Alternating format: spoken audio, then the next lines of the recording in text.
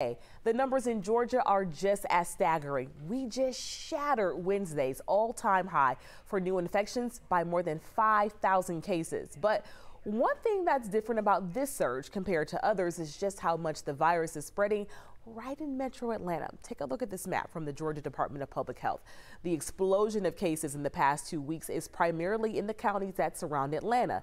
Compare that to other areas of Georgia which have yet to see a spike at all.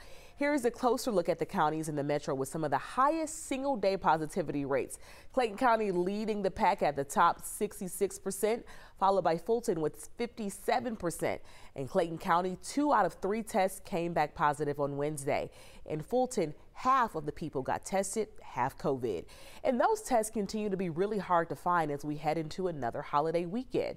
We talked to people who say they're just so frustrated right now that they have to put in so much effort to find out if they have the virus or not.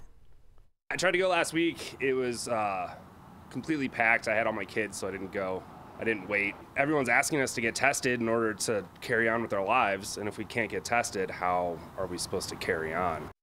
That's a great question, right? Things got even harder yesterday when severe weather forced a testing site in Cherokee County and both mass testing sites in DeKalb to close down. And now we're being told that people who cannot find a test elsewhere are showing up to hospitals. Doctors warn this is taking away critical resources at a time when COVID patients are flooding emergency rooms. Omicron in particular is scary because of how contagious it is. The sheer volume that we're seeing now is more than what we've had in the past 2 surges. 6 Georgia hospitals say they are seeing staggering COVID-19 surges among adults and kids, and they are pleading with people to help doctors out. Don't come to the ER, to the hospital at all. Get tested somewhere else.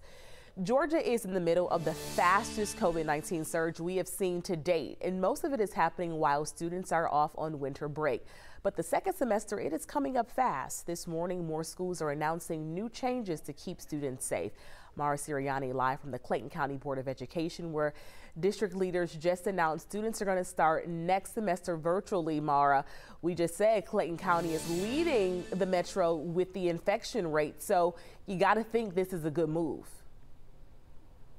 Yeah, parents on social media seem to think so. So kids will start the the first 3 days of this next semester, at least from home. And Aisha, this is as we see more and more districts choosing to play it safe.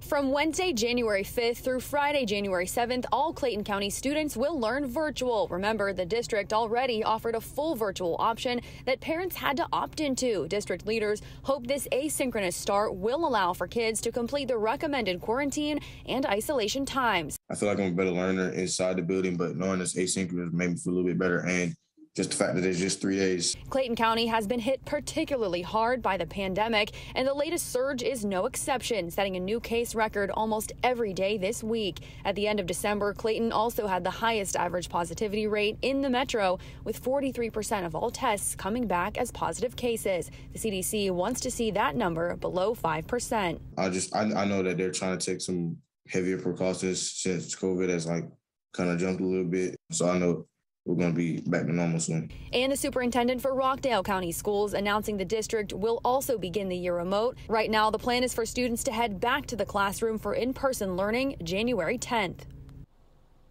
And we are also seeing some universities making that switch. Spelman, Morehouse, and Clark Atlanta plan to begin the year virtual and welcome students back to in-person learning January 28th. Aisha, really seems like a fluid situation. We also told you about Emory University just a few days ago. All right, Mara, here we go. Going into 2022, and this topic is still at the top of the list.